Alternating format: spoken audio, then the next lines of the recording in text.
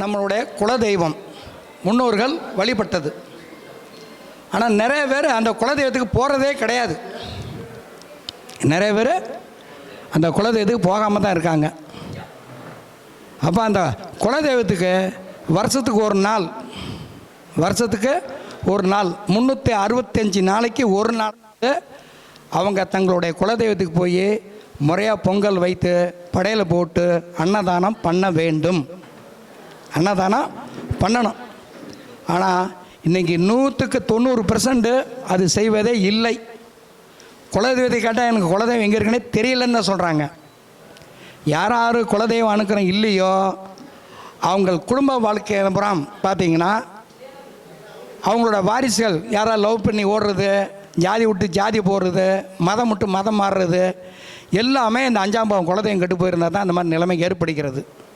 அதனால் எல்லாருமே யாராக இருந்தாலும் சரி ஒவ்வொரு வருடமும் அவங்களோட குலதெய்வத்துக்கு முறையாக சென்று பொங்கல் வைத்து படையல் போட்டு அன்னதானம் பண்ணணும். எதுக்காக பொங்கல் வைக்க சொல்லியிருக்காங்கன்னா குலதெய்வங்க முன்னோர்கள்னா அவங்க அப்பா தொன்று என்னப்பட்டா இது வழிபட்ட இடம். அந்த அனுக்கிரம் வேணும்னா அங்கே போய் இருக்கணும். அங்கே போய் 2 மணி நேரம் கோயிலில் இருங்கன்னு சொன்னாங்கன்னா யாரும் இருக்க மாட்டாங்க. 2 மணி நேரம் எந்த கோயிலாக இருந்தாலும் சரி ஒரு 2 மணி நேரம் இருங்க அப்படின்னு சொன்னால் யாரும் இருப்பாங்களா? யாரும் இருக்க மாட்டாங்க. அப்பா எதுக்கு மறைமுக சொல்லியிருக்காங்க. எங்கே வைக்கணும், ஒரு பொங்கல் வைங்கப்பா, அது படையில் போடுங்க, 4 பேர்த்துக்கு அன்னதானம் பண்ணுங்க அப்படின்னு சொல்லியிருக்காங்க. அந்த பொங்கல் வைக்கிறதுக்கு குறைந்தது 1.5 2 மணி நேரம் ஆகும். குறைந்தது 2 மணி நேரம் ஆகும். அப்போ 2 மணி நேரத்துக்கு அங்கே அவங்களுடைய வைப்ரேஷன் நமக்கு கிடைக்கும். உங்கள் குலத்துக்கு தெய்வம், உங்கள் வாரிசு உருவாங்கிறது எல்லாத்துமே அதுதான். அதனால் எல்லோரும் என்ன செய்வீங்க, சொத்து பற்றி சேர்த்து வச்சாலும் சரி சேர்த்து வைக்கணும் சரி, ஆனால் இது தாம்ப உங்கள் குலதெய்வம். இந்த குலதெய்வத்துக்கு முறையாக என்ன பண்ணணும், வழிபாடு எப்படி செய்யணும், அடுத்த தலைமுறையை சொல்லி கொடுங்க. இப்போ நிறைய பேர் வெளிநாட்டில் இருக்காங்க. அவங்க என்ன செய்யணும், 2 வருஷத்துக்காக ஒரு 3 வருஷத்துக்கு கண்டிப்பாக அந்த குலதெய்வத்துக்கு அவசியம் வர வேண்டும். அவசியத்துக்கு வந்து அந்த குலதெய்வ வழிபாடு வைத்துக்கணும். அப்போ குலதெய்வம் 5ஆம் பாவம் நல்லா இருக்கணும். எல்லாத்துக்குமே 5ஆம் பாவம் நல்லா இருந்தால் தான் அந்த குலதெய்வத்துக்கு போக முடியும். நிறைய பேர் 5ஆம் பாவம் கெட்டு போயிடுச்சு, அதனால் கெட்டு போயிருந்தாங்க குலதெய்வத்துக்கு வர மாட்டேங்கிறாங்க. 5ஆம் பாவம் ராகுவோ அல்ல கேதுவோ எந்த பாவமோ அந்த கிரகத்துக்கு ஒரு தொடர்பு இருக்கணும். இருந்துச்சுன்னா அவங்களால போக முடியாது. அப்போ 5ஆம் பாவ அதிபதி எப்படி இருக்கணும், ஆட்சி பெற்று இருக்கணும், உச்சத்தில் இருக்கலாம், நட்பு வீட்டில் உட்காந்துருக்கலாம். ஏன்னா இல்லை 9ஆம் பாவ அதிபதியோட தொடர்பு இருக்கலாம், லக்ன பாவ தொடர்பு இருக்கணும், சுப கிரகத்தோட தொடர்பு இருக்கணும். அப்படி இருந்து அதே மாதிரி சாரம் அவர் வாங்கிய சாரநாதம் நல்ல நிலையில் இருக்கணும். நல்ல நிலையில் இருக்குன்னா ஆட்சி, உச்சம், மூலத்திரிகணம், நட்பு, சமம், இது வர பாருங்கள். 5 ரூல்ஸ் 5 தான் பாருங்கள். ஆட்சியாக இருக்கலாம், உச்சமாக இருக்கலாம், நட்பாக இருக்கலாம், சமமாக இருக்கலாம். ஏன்னா இந்த மாதிரி மூலத்திரிகணம் இருக்கலாம். இந்த மாதிரி இருந்தால் குலதெய்வ அனுகிரகம் பரிபூர்ணமாக கிடைக்கும். அந்த குலதெய்வம் எங்கே இருக்குது அப்படின்னு பார்த்தீங்கன்னா அது நெருப்பு ராசியில் இருந்தால், அப்போ நீங்கள் குலதெய்வத்துக்கு போய் என்ன பண்ணணும்னா நெருப்பு ராசியில் இருந்தால் உங்கள் 5ஆம் பாவ அதிபதி நெருப்பு ராசியில் இருந்தால் அப்போ நெருப்பாக வைக்க முடியும். போய் குலதெய்வத்தில் மகா தீபம் எரியும். அந்த தீபத்துக்கு நீங்கள் எண்ணெய் வாங்கி கொடுக்க வேண்டும். மகா தீபத்தை எரியும் முன்னாடி மகா விளக்கு வச்சுருப்பாங்க. அந்த விளக்கில் நீங்கள் எண்ணெய் வாங்கி கொடுக்கணும். அது எவ்வளோ தூரம் எரிய வைக்கிறீங்களோ உங்கள் வம்சம் விருத்தியாகும். உங்கள் வம்சம் விருத்தியாகும். இதே 5ஆம் பாவதி நீர் ராசியில் இருந்தால், 5ஆம் பாவதி நீர் ராசியில் இருந்தாலும் சரி, அப்போ நீர் என்ன பண்ணணுமா, அப்போ என்ன பண்ணணும், அங்கே போய் நீராக பண்ண முடியும். ஒன்று, அபிஷேக பொருள் எல்லா பொருளும் வாங்கி கொடுக்கலாங்க.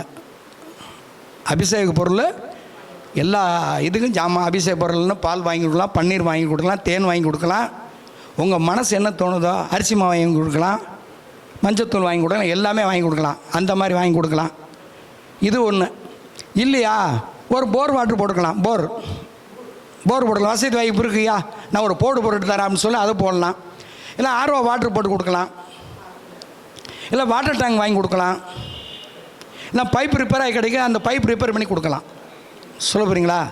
இதுதான் இல்லை, அவங்களுடைய பணநிலை இருப்பை பொறுத்து எப்படி வேணால் செய்து கொள்ளலாம். அடுத்தது காற்று ராசியில் இருக்குன்னு வச்சுக்கோங்க. 5ஆம் பாவதி காற்று ராசியில் இருக்கான்னு வச்சுங்க. எந்த லக்கணமாக காற்று ராசி இருந்தால், அப்போ அந்த காற்று ராசினா ஒரு சீலிங் ஃபேன் வாங்கி கொடுக்கலாம். இல்லை ஒன்றும் முடியல, ஒரு 10 ரூபா 15 ரூபாய்க்கு கைவிசிறி வாங்கி கொடுக்கலாம். சாதா மணி வாங்கி கொடுக்கலாம். ஒரு 600-700 ரூபாய்க்கு மணி வரும், கை மணி, அது வாங்கி கொடுக்கலாம். எலக்ட்ரிக் மணி வாங்கி கொடுக்கலாம். சொல்ல புரியுங்களா? இல்லை அது ஃபேன் வாங்கி கொடுக்கலாம். அது சீலிங் ஃபேனாக இருக்கலாம், எக்ஸாஸ்ட் ஃபேனாக இருக்கலாம். இதை மாதிரி ஒவ்வொன்றும் யோசனை பண்ணுங்க. இது மாதிரி நிறைய பலன் வந்துக்கிட்டே இருக்கும். நம்ம நிற்கிற இடத்த பார்த்தே நீங்கள் பலன் சொல்லலாங்க. அது எந்த ராசியில் நிற்கிது, அப்போ அது சம்மந்தமாக போங்க. அப்போ நில ராசியிலேருந்து என்ன செய்யணும்? அடி பிரசனை பண்ணிக்கணும், இல்லை அங்கே பிரசனை பண்ணணும். இதுதான் அதுக்கு பரிகாரம். அல்லது பூமிக்கு அடியில் விளையிற பொருள் எந்த பொருளும் தானம் பண்ணலாம். இதுதாங்க அங்கே போய் வச்சு படையல் பண்ணணும்னு சொல்லியிருக்குங்க. சொல்ல போகிறீங்களா? அது நிற்கிற இடத்த பொறுத்து நீங்கள் கூட்டி கழித்து நீங்கள் தான் சொல்லணும். சொல்ல போகிறீங்களா?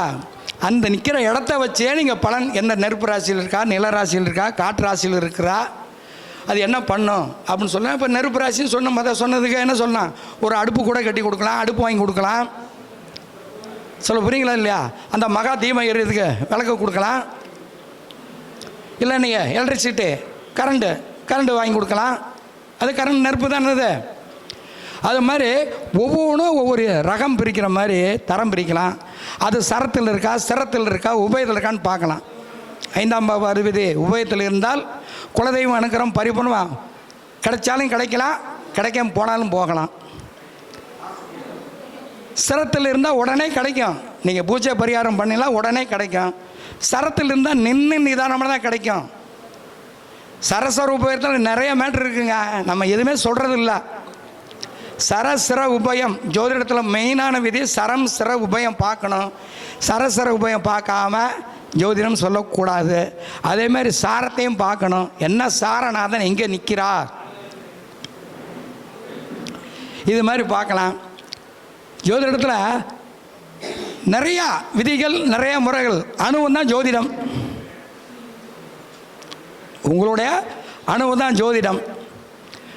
இப்போ ஒரு ஆளுக்கு 4ஆம் பாவம் ஆக்டிவேஷன் ஆகுதுன்னு வச்சுக்கோங்க, அதற்கு 7ஆம் பாவம் அடி வாங்கும். நீங்கள் வேணால் ஆராய்ச்சி பண்ணி பாருங்கள். 4ஆம் பாவம் ஒரு வீடு கட்டணும்னு வச்சுக்கோங்க, வீடு கட்டும்போது அதுக்கு 7ஆம் பாவம் என்ன? 10ஆம் பாவம். தொழில் அடி வாங்கும். ஏன்னா நம்ம வீடு கட்ட போகிறோம்னு சொல்லிவிட்டு கடையை போட்டுட்டு எங்கே போய் உட்காந்துக்குவோம்? ஏன்னா வீடு கட்டுறேன்னு சொல்லி வீடு கட்டுற இடத்துல சுற்றிக்கிட்டு இருப்போம். அப்போ உத்தியோகம் வேலை என்ன ஆகும்? தொழில் கண்டிப்பாக அடி வாங்கும். இப்படியும் பேசலாம். 5ஆம் பாவம் மேல் நோக்கி வருது, ஒரு குழந்தை பெறுது, அதுக்கு 7ஆம் பாவம் 11ஆம் பாவம். 11 லாபம் குறையுமா கூடுமா? ஏன்னா கணவன் மனைவி 2 பேர், இப்போ புதுசாக ஒரு ஆள் வர்றாங்க. வரும்போது என்ன ஆகும்? லாபம். 1 ரூபா சம்பாதிச்சா 3 வைக்கணும். இப்படியும் பண்ணலாம். ஜோசியத்தில் உங்களுக்கு எப்படி பேசணும்னு தெரியுமோ, எப்படி வேணால் வளைக்கலாம். அணுவும் தான் ஜோதிடம். எந்த பால் போட்டாலும் அடிக்க தரவளுக்கு நீங்கள் திறமை நீங்கள் தான் வளர்த்துக்கணும். எந்த பாலை போட்டாலும் திறமையாக வளர்த்துக்கணும். இப்போ இந்த ஜாதகத்தை பேசிக்கலாம். 3ஆம் பாவதி கெட்டு போயான்னு சொல்லிட்டாரு. அவர் செவ்வாயும் எடுத்துக்கிட்டாரு. ஐயா செவ்வாயும் எடுத்துக்கிட்டாரு. நான் விதி கட்டவனை மதிய பாருங்கன்னு சொல்லணும். விதி கட்டா மதிய பார். அப்போ மதியங்கிற யாரு? சந்திரன். அப்போ சந்திரனுக்கு 3க்கு அதிபதி யாரு? சுக்கிரன். அவனே அட்டம் அதிபதியாக போயிடுறான். அவனே அட்டம் அதிபதியாக போயிடறான். அந்த சுக்கிரன் என்ன சாரம் வாங்கியிருக்காரு சொல்லுங்க பார்ப்போம். அந்த சுக்கிரன் என்ன சாரம் வாங்கியிருக்காரு? புதன் சாரமாக இருக்கும். நல்லா பாருங்க. அந்த சுக்கிரன் புதன் சாரம் தானுங்க. புதன் சாரம் அங்கேயே அலி சாரம் வாங்கிருச்சா? மூணாம் பாவம் கெட்டு போயிடுச்சு. மூணாம் பாவத்துக்கு காரம் இருக்கும் கெட்டு போச்சு. சந்திரனுக்கும் கெட்டு போயாச்சு. விதி கட்டவனை மதிய பார்வங்கணும். மதிய கட்டாக்கு அது பேர் கதியை பார்க்கணும். கதினா யார்? சூரியன். அந்த சூரியனுக்கு மூணு கதிபதி யார்? செவ்வாய். அவனும் அலிசாரம் வாங்கியாச்சு.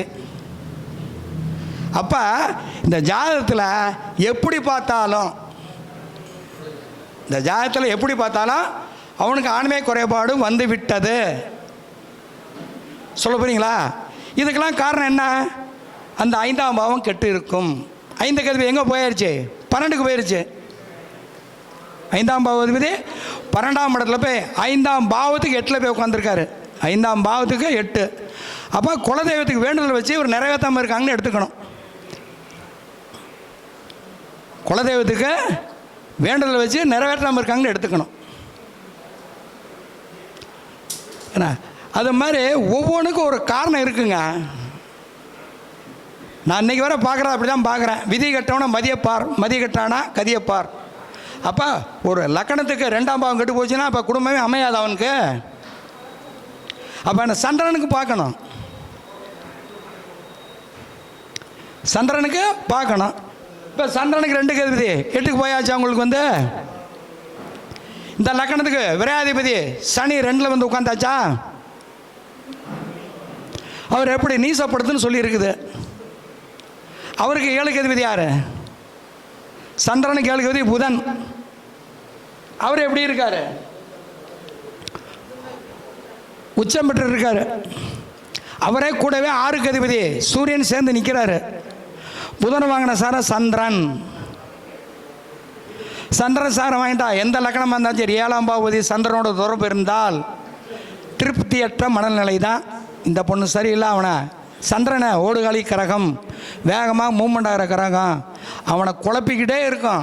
இந்த பொண்ணு சரியில்லை, அந்த பொண்ணை எப்படி பார்த்தாலும் அது உச்சன்னு எடுத்துக்கிட்டாலும் ஒன்றும் பிரச்சனை இல்லை. காலசக்கரத்துக்கு 7ஆம் இடத்துல நீசமாக இருக்கிறாங்க யார்? சூரியன். சந்திரனுக்கு 7ல் புதன் சனி உட்காந்தாச்சா. புதனும் சூரியன் நிற்கிறாரு அவங்களுக்கு. அங்கேயும் என்ன ஆயிடுச்சு? திருமண தோசை தான் குறியாட்டுறது. சரி ரைட்டு, விதி கட்டாச்சு, மதிய பார்த்தாச்சு. இப்போ கதிக்கு பாருங்கள். கதிக்கு 7 கதிபதி யார்? கதிக்குன்னா சூரியன் இடத்துக்கு 7 கதிபதி தான் எடுக்கணும்.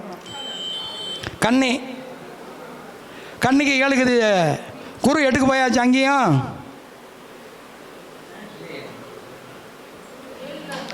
சூரியனுக்குங்க அங்கே கன்னி. சூரியனுக்கு 7 கதிபதி குரு. குரு 8க்கு போயாச்சு. குரு 8க்கு போயாச்சு. அவர் வாங்கிய சாரனாத என்ன சாரம்? சந்திரன். சனி சாரம். சனி நீசமாக போயாச்சா. உங்களுக்கு திறமை இருந்தால் எப்படி வேணால் பேசலாம். அணுவம் தான் ஜோதிடம் என்னை பொறுத்தவரை. லைஃபே இல்லைன்னு எப்படிமா சொல்கிறது? அதாவது தாம்பல்வத்தை ஈடுபட முடியாது, சுகம் அடைய முடியாது. அதுக்குன்னு சோறாய்க்க போடுறது செய்கிறதுக்கு ஒரு குழந்தை இருந்தால் போதும்னு நினைக்கிறவங்களுக்கு, எனக்கு ஒரு மனைவி இருந்தால் போதும்னு நினைக்கிறவருக்கு கல்யாணம் பண்ணி வைக்கலாம். சொல்ல போகிறீங்களா? இப்போ நான் வந்து 37 வயசு ஒரு பொண்ணு ஏஜே அட்டன் பண்ணல. 37 வயசு அந்த பொண்ணுக்கு ஏஜே அட்டன் பண்ணல. ஆனால் நான் கல்யாணம் பண்ணி வைத்திருக்கேன். கணவன்கிட்ட கூப்பிட்டு சொல்லிட்டேன். கணவனை கூப்பிட்டு அந்த பொண்ணு வந்து ஏஜி அட்டன் பண்ண ஆளாகுப்பா, தாம்பத்தியத்தில் ஈடுபடலாம் செய்யலாம், குழந்தை பெற்று தர முடியாது, குழந்தையை பெற்று தர முடியாது. அது கணவன் சேர்த்துக்கிட்டான். ஓகே பரவாயில்ல. அது இன்டர்கேஸ்ட்டு ஜாதியை மட்டும்தான் பொய் சொல்லி கல்யாணம் பண்ணி கொடுத்துருக்கோம் ஒழிஞ்சு இது இல்லை. சொல்ல போகிறீங்களா? அந்த மாதிரி ஏற்றுக்கிற பக்கம் யாராக இருந்தால் கல்யாணம் பண்ணிக்கலாங்க. கல்யாணம் ஆகாதுன்னு சொல்லி இப்படி சொல்ல முடியும்? சொல்ல புரியுங்களா இல்லையா? அதோட ஐயா சொன்ன மாதிரி என்ன விஜயனையா சொன்னார், மருத்துவத்தில் நிறையா வழிமுறைகள் கொண்டாந்தாச்சு, செஞ்சாச்சு. அது தக்க மாதிரி நம்ம இன்றைக்கி கால சூழ்நிலை தக்க நம்ம மாற்றிக்கொள்ள வேணும். ஏன்னா ஜோதிடம் 5000 வருஷம் முற்பட்டு அன்னைக்குள்ள காலகட்டத்தில் சொல்லிட்டு இருந்தாங்க. அதுவே நம்ம நினச்சிருக்க முடியுமா? இன்றைக்கி தக்க மாதிரி ட்ரெண்டு தக்க மாதிரி மாற்றி நீங்கள் தான் மாற்றி அமைக்கணும். நீங்கள் தான் மாற்றி அமைக்கணும். அது மாதிரி ஒவ்வொன்றுக்கும் ஒரு காரம் இருக்குது, பாவம் இருக்குது. காரம் இருக்கும் பாவங்க, பாவகத்துக்கும் பாருங்கள். இப்போ இதில் எடுத்து பார்த்தீங்கன்னா லக்கணத்தை மட்டும் ஐயா சொல்லிட்டாரு. இப்போ நான் லக்கணாதிபதி எங்கே நிற்கிறேன் அதையும் லக்கணமாக வைப்பேன். இந்த லக்கணத்துக்கு லக்கணாதிபதி யார்? குரு. அப்போ மேச லக்கணம் வைங்க. அவருக்கு 7க்கு அதிபதி செவ்வாய் எங்கே இருக்காரு? 7க்கு அதிபதி புதன். சாரி 7க்கு அதிபதி சுக்கிரன் எங்கே இருக்காரு? 4ல். அவர் வாங்கின சாரம் புதன் சாரம். புதன் 6க்கு அதிபதி தொடர்பு வந்துருச்சா? நல்லா புரிஞ்சுக்கோங்க. 8 கூட சமாளிச்சிடலான்னு சொல்லுவேன். 8ஆனா 7ஆம் பாவத்து 2 பொண்டாட்டி சமைக்கிறா எல்லாம் வீட்டுக்கான வந்து வருமானம் வருது அப்படின்னு கூட செவனேன்னு இருப்பான். இந்த 6 12 வந்தால் தயவுசெய்து சேர்த்தாது பிரிவினை ஜாதகம்னா டைவர்ஸ் தான் ஆகும். இதை நீங்கள் ஆராய்ச்சி பண்ணி பாருங்கள். எந்த லக்கணமாக இருந்துச்சு சரி 7ஆம் பாவ அதிபதி 8ஆம் பாவத்து வரணும். 8னா 7ஆம் பாவத்துக்கு 2 வருமானம். அப்போ கணவனாக இருந்தால் மனைவி சம்பாதிக்க போகிறோன்னு நினச்சிட்டு இருப்பா. மனைவியாக இருந்தால் கணவன் சம்பாதிக்க போகிறோன்னு நினச்சி அந்த காசு வரும்னு நினச்சிக்கிட்டு அவங்க செவனேன்னு அதுவும் பிரிவு தான். கணவன் ஒரு பக்கம் மனைவி ஒரு பக்கம் வருமானம் வருதுன்னுப்பாங்க. ஆனால் 6ங்கும் போது என்னாச்சு? லக்கணத்துக்கு கடன் 7ஆம் பாவத்துக்கு 12, 12ஆம் பாவங்கிறது 7ஆம் பாவத்துக்கு 6, லக்கணத்துக்கு 12. இது பிரிவினை ஏற்படுத்தும். ஜாதகத்தில் நிறைய வழிமுறை இருக்குது. அதில் உங்களுக்கு எது தோணுதோ செஞ்சுக்கோங்க. காரகரையும் சுக்கிரனையும் வச்சுக்கலாம். பெண்ணாக இருந்தால் செவ்வாயை வச்சுக்கணும். ஆணாக இருந்தால் சுக்கிரனை எடுத்து பார்க்கணும். சுக்கிரனை வச்சு பார்க்கணும். இது ஒரு ஆண் ஜாதகம். சுக்கிரனை கடக லக்கணம் வைங்க. அதுக்கு 7க்கு அதிபதி யார்? இதுங்க ஆம்பளைங்க வரக்கூடிய பொண்டாட்டி எப்படி அழகாக இருக்குன்னு நினைப்பாளா? எப்படி விரும்புவாங்க? எல்லா ஆம்பளைங்க நினைப்பாங்க ஸ்ரீதேவி மாதிரி. அப்போ ஸ்ரீதேவி இருந்தாங்க. ஸ்ரீதேவி மாதிரி இப்போ உள்ள தமனா மாதிரி விரும்பாங்க. அப்போ என்ன அழகு தானே? அதுக்கு தான் சுக்கிரன். அந்த லக்கணம் வைங்க. அதுக்கு 7க்கு அதிபதி சனி என்னாச்சு? நீசம். 8க்கு அதிபதி அவர் தான் நீசப்பட்டு நிற்கிறார்ல. உங்களுக்கு வந்து அது மாதிரி ஒவ்வொன்றும் ஜாதகத்தை பார்க்க அணுகுமுறை. நீங்கள் தான் அந்த வழி வகுக்கணும். நீங்கள் தான் வழி வகுக்கணும். ஜாதகர் எதை நோக்கி வர்றாரு, எப்படி இருப்பார், என்ன எப்படி வேணால் பேசலாங்க. உங்களுக்கு திறமை இருந்தால் உங்களை திறமை நீங்கள் தான் டெவலப் பண்ணிக்கணும். நான் பார்க்குற விதிமுறை இப்படி தான் பார்க்குறாங்க. சொல்ல போகிறீங்களா? லக்கணத்துக்கு பாருங்கள். விதி கட்டவனுக்கு மதியப்பார். சந்திரனுக்கு பாருங்கள். அப்போ லக்கணத்தில் 2 கெட்டு போச்சு, 7 கெட்டு போச்சு. 2 கெட்டா 7 கெடும், 4 கெடும், 10 கெட்டு தான் போயிருக்கோம். நீங்கள் வேணால் செக் பண்ணி பாருங்கள். இந்த லக்கணத்துக்கு 2க்கு அதிபதி சனி நீசமாக போயிடுச்சா? 4ஆம் பாவம் நீ சக்கரவு சேர்ந்து போச்சா? 7ஆம் பாவம் கெட்டு போயிடுச்சா? 8க்கு போயிடுச்சா? 7ஆம் பாவம் என்ன 10க்கு போய் சாரநாதன் சந்திரன் சாரம் வாங்கி சந்திரன் 8க்கு சாரம் போயிடுச்சா? 10 தொழிலும் கெட்டு போயிடும். சொல்லுங்கள். 2 கெட்டால் 4 கெடும், 4 கெட்டா 7 கெடும், 7 கெட்டா 8ம் கெட்டுதான் ஆகும். ஒரு வீடு கட்டினா 4 போஸ்ட் 4 முக்கு நல்லா இருந்தால் தான் நீங்கள் பில்டிங்கு மேலே பில்டிங் கட்ட முடியும். ஃபவுண்டேஷன் ஸ்ட்ராங்காக இருக்கணும். ஃபவுண்டேஷன் ஸ்ட்ராங் இருந்தால் யார் தான் என்ன செய்ய முடியும்? சொல்லுங்கள். ஏன்னா ஐயா அவர் விதியில் சொல்லிட்டாரு. நான் என்னோடய ஸ்டைலை சொல்லியிருக்கேன். நான் விதியெலாம் கொண்டாடல. என்னோடய ஸ்டைல். ஒவ்வொருத்தரும் ஒவ்வொரு ஐயா வந்து சேலத்துலேருந்து வந்திருக்காரு. ஒரு ரூட்டில் ட்ரெயினில் கூட வரலாம், பஸ்லேயும் வரலாம். இல்லை சேலத்துலேருந்து ஏர்போர்ட்டுக்கு மெட்ர எங்கே வந்து திருச்சியில் இதுலேயும் வரலாம். இதே மாதிரி தாங்க ஜோசியம். அவர் சொன்ன கருத்தை நான் சொல்ல முடியாது, நான் சொன்ன கருத்தை அவர் சொல்ல முடியாது. நீங்கள் புரிதல் ரொம்ப ரொம்ப முக்கியம். இன்னும் குறிப்பாக சொன்னால் இது சமையல் மாதிரி தான். வீட்டில் பெரியவங்க இருப்பாங்க, அம்மா சமையல் பண்ணுறாங்க. அந்த சமையல் ஒரு மாதிரியாக போயிடுது. ஒரு பாப்பா இருக்குது, அவங்க குழந்த, அந்த சமையல் வித்தியாசம் இருக்குமா இருக்காதா? சரி ரைட்டு, அம்மாவும் இல்லை அப்பா மகனும் ஊருக்கு போயாச்சு, நம்ம சமையல் பண்ணுறோம். அந்த சமையல் எப்படி இருக்கும்?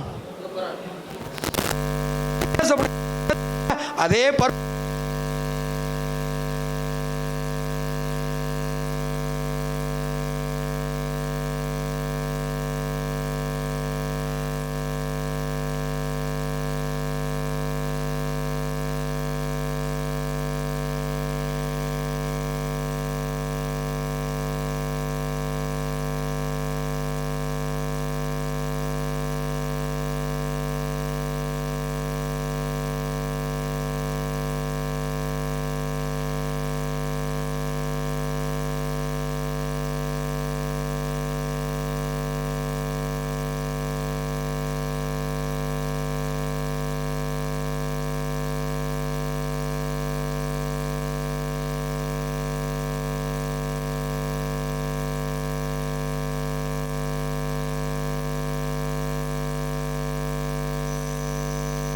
நீங்கள் தான் ஜோதிடம் சொல்லும்போது நீங்கள் தான் அந்த இடத்துல ஜட்ஜு அப்படிங்க ஒரு ஞாபகம் வச்சுக்கிட்டு நல்லா ஜாதகத்தை பொறுமையாக ஒரு ஜாதகத்தை வாங்கினா எடுத்தாங்க தான் பேசாதீங்க.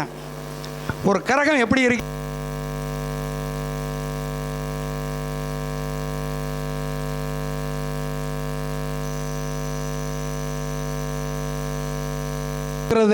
நடிகர், சாரங்கிறது டைரக்டர். இப்போ ரஜினி இயக்க போகிறது யார்? ரஜினி அவரா நடிக்கிறாரு? ரஜினி வயசுங்க 75-80 வயசு ஆயிடுச்சு. அவரை இயக்க போகிற ஒரு 50 வயசு அவர் தானே இயக்குறாரு. இப்படி தான் நடிக்கணும்னு சொல்கிறது. அதே மாதிரி தான் சாரநாதன் என்ன சொல்கிறாரோ அவர் நல்ல வலுவாக இருந்தால் மட்டுமே தான் என்ன பண்ண முடியும். திருமண பொருத்தம் நிறைய பேர் பார்க்குறாங்க. அந்த அட்டவணையை பார்த்து 10 பொருத்தம் இருக்குது, 12 பொருத்தம் இருக்கு, 30 பொருத்தமே இருக்கட்டும். 3ஆம் பாவம் கெட்டு 3 வச்சு என்ன செய்வீங்க சொல்லுங்கள்? நீங்கள் திருமண பொருத்தம் என்ன பார்த்து என்ன புண்ணியம் அதில்? ஃபஸ்ட்டு திருமண பொருத்தத்துக்கு பார்க்கும்போது 3ஆம் பாவம் நல்லா இருக்கா, அவனுக்கு ஆண்மை இருக்கான்னு பார்த்துட்டு முதல் ஜாதகத்தை தொடுங்க.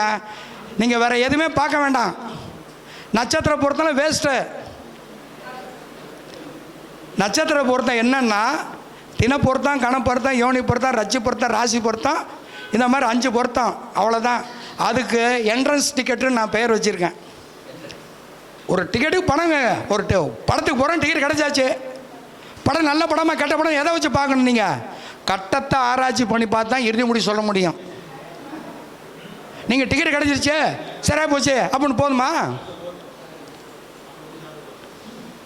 அப்போ 4ஆம் சுகஸ்தானம் நல்லா இருக்குன்னு பார்க்க வேண்டாமா? 5ஆம் குழந்தை பாக்கியம் நல்லா இருக்குன்னு பார்க்க வேண்டாமா? 8ஆம் இடம் மாங்கல்யம் தொங்குமா தொங்காது அது பார்க்க வேண்டாமா? 12ஆம் இடம் படுக்கறை நல்லா இருக்குன்னு பார்க்க வேண்டாமா? சொல்லுங்க. எல்லாத்தையும் பார்க்கணும்.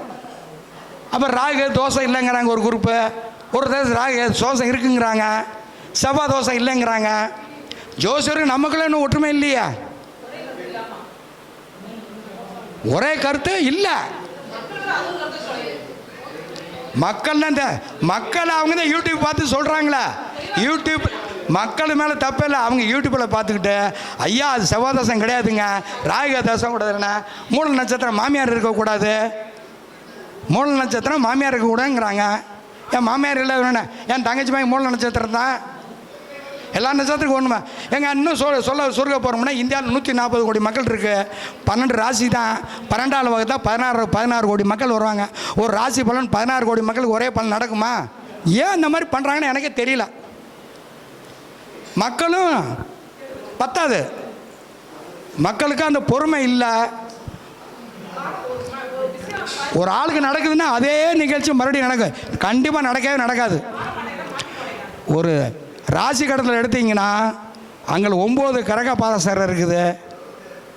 சொல்ல போகிறீங்களா? 9 கிரக பாதசாரம் இருக்குது. அந்த 9 கிரக பாதசாரம் அந்த கிரகம் 12 கட்டத்தில் எங்கே வேணால் உட்கார வர்றாரு. அப்போ 9 மறுபடியும் 12 என்னாச்சு உங்களுக்கு? ஒரு ராசி ஒரு லக்கணத்துக்கு மேலே பார்த்தீங்கன்னா ஒரு 80லேருந்து 85 பலன் எடுக்க பேசலாம். ஒரு லக்கணத்துக்கு மட்டும் அவ்வளோ வித்தியாசம் இருக்குது. இப்போ இந்த லக்கணம் எடுத்துக்கங்க. லக்கணம் ஆண், ராசி பெண்ணு. அப்போ ஆணும் பெண்ணும் கலந்து தான் ஒரு ஜாதகருக்கு இருக்கும். ஆனால் நிறைய பேர் அப்படி சொல்ல மாட்டேங்கிறாங்களே. லக்கணமாக ஆணு ராசியாக இருந்தால் பையன்தான் பிறக்கும், பொண்ணு பிறக்காதுங்கிறாங்க. எப்படி சொல்கிறாங்க? அப்படிலாம் கிடையாது. லக்கணமும் மாறி வரலாம், ராசியும் மாறி வரலாம். லக்கணம் ஆணாக இருந்து ராசி ஆணாக இருந்தால் பெண் குழந்தை பிறந்தால் பெண் தன்மை இருக்காது. அதிகமாக ஆணுடைய குணதேசம் மேல்நோங்கி இருக்கும். அந்த அம்மாவுக்கு லக்கணமாக ஆணாக இருக்கும், ராசியும் பெண்ணாக இருக்கும். அப்போ ரெண்டும் கலந்து எடுத்துக்கணும். லக்கணம் பெண்ணு, ராசியும் பெண்ணு, பையன் பிறப்பான். அவனுக்கு என்ன குணதேசம் இருக்கும்? பெண் தன்மை தான் அதிகமாக இருக்கும். பெண் தன்மை தான் அதிகமாக இருக்கும். அது மாதிரி புரிதல் வேணும். ஒரு ஜாதகத்தை பார்த்த உடனே ஏன்னா இந்த மாதிரி இருக்குது, லக்கணம்னா முடிவு பண்ணோம். அவன் ஏன் பிறந்தான், எதுக்காக பிறந்தான், எல்லாமே லக்கணம் என்ற நட்சத்திர அதிபதி, லக்கணம் என்ற சாரநாதன் எல்லாத்தையும் பார்த்து தான் நீங்கள் சொல்லணும். ஆனால் மக்களுக்கு அது என்ன லக்கணம் என்ற மையப்புள்ளி என்ன லக்கணம் என்ன சாரம் வாங்கியிருக்கு? சுக்கிர சாரம் வாங்கியிருப்பான். லக்கணம் என்ற நட்சத்திரம் இது சுக்கிரன், பூராடம். சுக்கிரன் எங்கே நிற்கிறான்? 8ல். அப்போ அந்த ஜாதகம் இருக்க போகிறாரு அவமானம் அசிங்க கேவலப்பட தான் ஜென்மமே எடுத்திருக்கான். இதை போய் நீங்கள் தூத்தி மாற்றி வைக்க முடியுமா உங்களுக்கு? சொல்லுங்கள்.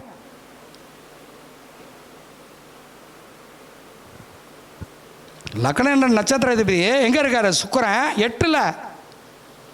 அப்போ 8னா என்ன? அவமானம் பண்ண, அசிங்க பண்ணு, கேவல பண்ண, கோர்ட்டு கேஸு, வம்பு வழக்கு, கட்ட பஞ்சாயத்து பார்க்க தானே அவன் பிறக்கிறான். பிறப்பு ரகசியமே அங்கே தானே இருக்குது. சொல் புரியுங்களா இல்லையா? இன்னும் நிறைய இருக்கு பார்க்கலாம். இவன் கிழமனாதாரி என்ன கிழமை பிறந்திருக்கான்னு பார்க்கலாம். அந்த கிழமனாதாரி எங்கே இருக்குன்னு பார்க்கலாம். என்ன கர்ணத்தை பிறக்கலாம், அந்த கர்ணதா எங்கே இருக்குன்னு பார்க்கலாம். திதியை பார்க்கலாம். யோகாதிபதி யாருன்னு பார்த்து யோகாதிபதியும் எடுத்து பேசலாம்.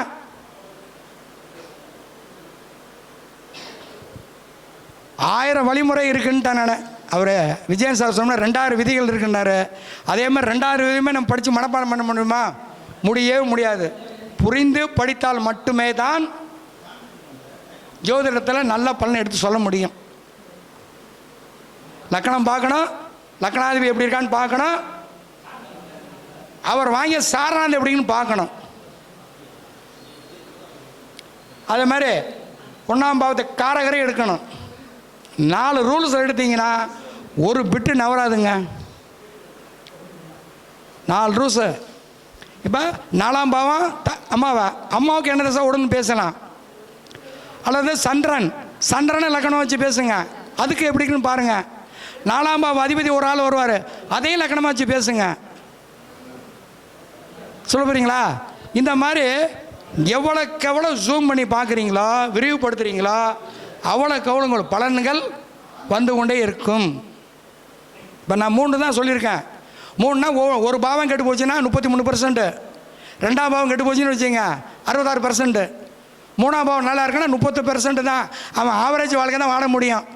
அதை விட்டு நான் மாடி வீடு வாங்கினேன், ராக்கெட் வாங்கினேன், ஏரோப்ளேன் வாங்கினேன், அங்கே போனேன் இங்கே போனேன், எப்படி போக முடியும்? அப்போ 9ஆம் பாவம் நல்லா இருக்கான்னு பார்க்கணும். ஒரு மனிதனுக்கு 9ஆம் பாவம் பாக்கியஸ்தானம்னு சொல்கிறீங்க. 9ஆம் பாவம் பாக்கியம். 7ஆம் பாவத்துக்கு அது 3 யார்? ஒரு பெண் ஜாதகம், இது ஆண் ஜாதகம்னு வச்சுக்கோங்க. வரக்கூடிய மனைவி எப்படி இருப்பா? உங்கள் ஜாதகத்தில் கட்டத்தில் எல்லாமே இருங்க. வரக்கூடிய மனைவி கூட எல்லாமே பேசலாங்க. இப்போ ஒரு பெண் ஜாதகம் இருக்குன்னா 7ஆம் பாவம் லக்னம் வச்சு அதுக்கு 3ஆம் பாவம் வீரிய ஸ்தானாதிபதி நல்லா இருங்க. இங்கே செக் பண்ணி பாருங்கள். நீங்கள் அவர் நீசம், அஸ்தங்கம், வக்கரம், 6, 8, 12 பாதகதி மாரக தொடர்பு இருந்தால் ஆண்மை குறைபாடு வரும். அது உங்கள் ஜாதகத்தை தலையெழுத்து 9ஆம் பாவம் இருக்குது. இது மாதிரி நிறைய இருக்குங்க. நீங்கள் ஆராய்ச்சி பண்ணி பாருங்க. ஏன்னா ஆராய்ச்சி தான் எங்க அடிப்படையை யாரும் மாற்ற முடியாது. நீங்கள் பிறக்கிற போது இது அட்டவணை நீங்கள் பிறக்கிற இடத்துல எந்தெந்த கிரகம் அப்படின்னு ஒரு ஃபோட்டோ எடுத்து அந்த ஃபோட்டோ தான் இது சொல்ல போகிறீங்களா? திசை தான் முடிவு பண்ண போகுது. இவர் நடக்குமா நடக்காதா பார்க்குறது திசை வச்சு தான் முடிவு பண்ண போகிறோம். அதுக்காக சொல்கிறேன். ஆமாம், அது சொல்லி தான் பண்ணணும். விஜய் சார் என்ன சொன்னார்? ஆமாம், 7ஆம் பாவத்துக்கு 3 எடுங்க. ஆமாம், பெண் ஜாதகம் இருந்தால் பெண் ஜாதகத்தில் ரிசல்ட் இருக்குது. 7ஆம் பாவம் கணவன், அவனுக்கு 3க்கு அதிபதி யார்? 9ஆம் பாவம். லக்கணத்துக்கு 9ஆம் பாவம்னு அர்த்தம்.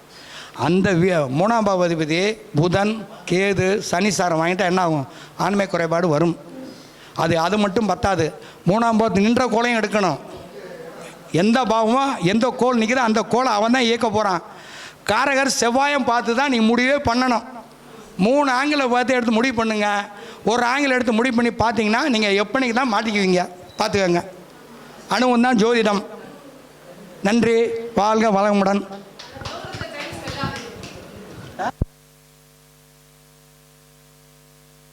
நன்றி.